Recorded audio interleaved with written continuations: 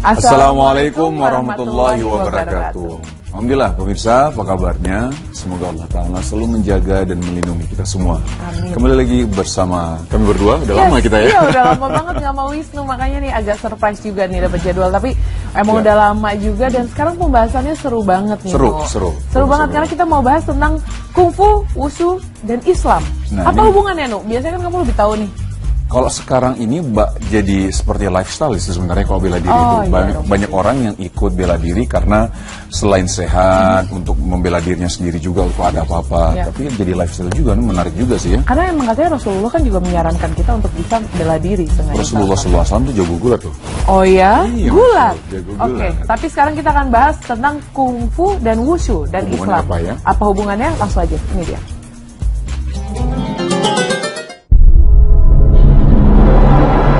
Hubungan kungfu, wushu, dan Islam.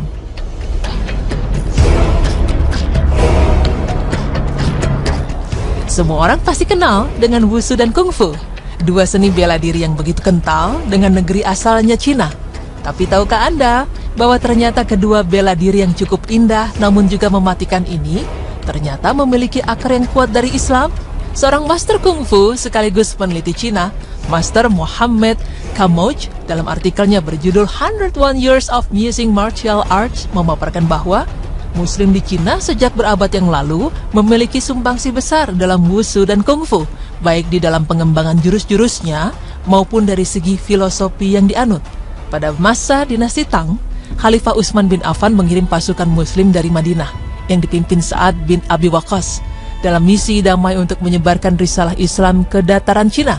Para utusan ini berlayar melalui Samudra Hindia dan Laut Cina, kemudian mendarat di pelabuhan Guangzhou atau Kanton.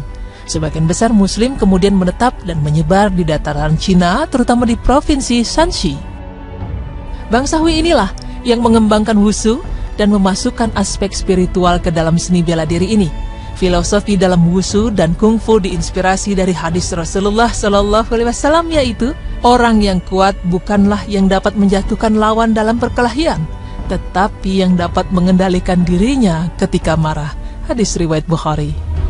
Hal ini pernah ditunjukkan oleh Ali bin Abi Thalib dalam perang Khandaq, ketika Ali berhasil menjatuhkan lawan dan hendak menghunus pedangnya, tetapi tiba-tiba sang lawan meludahi wajah Ali.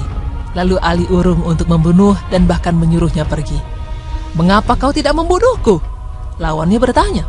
Ali kemudian menjawab, "Adalah diizinkan untuk membunuh di dalam peperangan.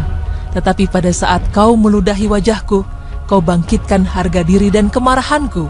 Jadi daripada membunuhmu dengan pedangku, lebih baik kubunuh nafsuku hanya untuk Allah." Sang lawan takjub dengan karakter Ali dan masuk Islam saat itu juga.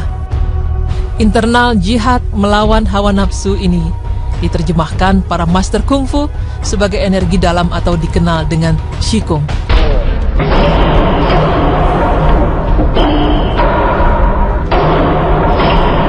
Berbagai jurus wushu dan kungfu oleh Muslim kemudian dikembangkan dengan mengharmonisasi energi eksternal atau fisik dan internal atau jiwa.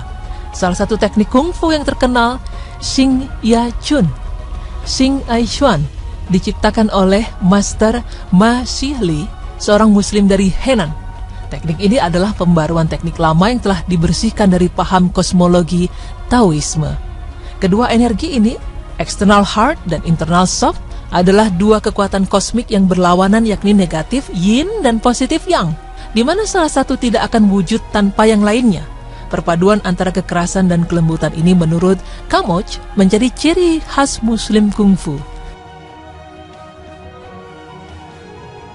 Simbol Taishi atau Yin yang sendiri diciptakan oleh Syekh Umar Syamsuddin, putra mahkota Raja Bukhara yang ditawan Genghis Khan dan dibawa ke Peking.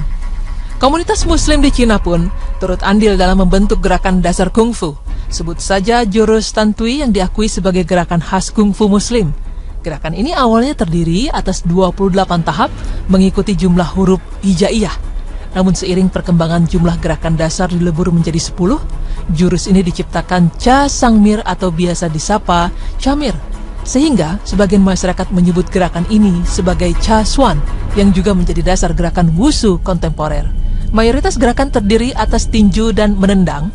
Gerakan disusun berdasarkan titik pengobatan yang sering digunakan di Cina.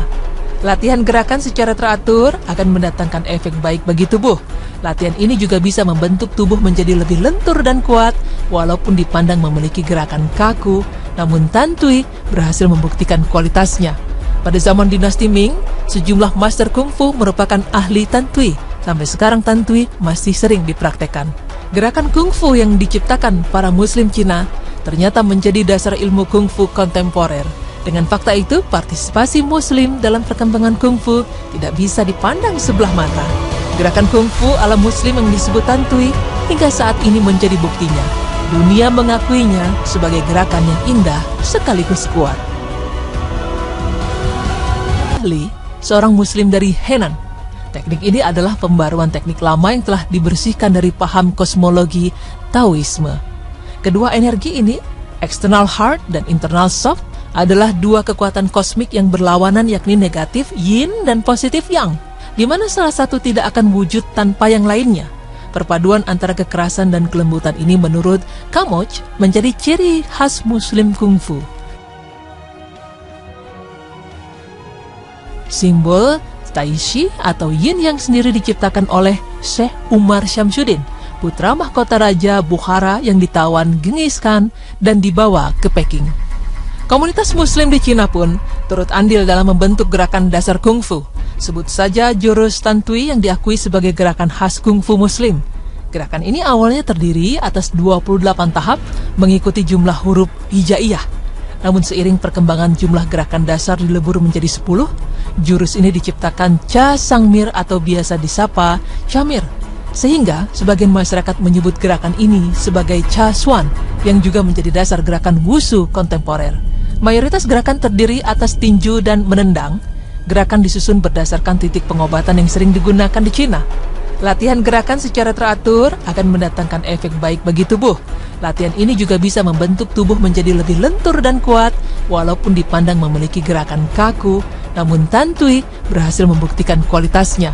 Pada zaman dinasti Ming, sejumlah master kungfu merupakan ahli Tan Tui. Sampai sekarang Tan Tui masih sering dipraktekkan. Gerakan kungfu yang diciptakan para muslim Cina ternyata menjadi dasar ilmu kungfu kontemporer. Dengan fakta itu, partisipasi muslim dalam perkembangan kungfu tidak bisa dipandang sebelah mata. Gerakan kungfu ala muslim yang disebut Tan Tui hingga saat ini menjadi buktinya. Dunia mengakuinya sebagai gerakan yang indah sekaligus kuat.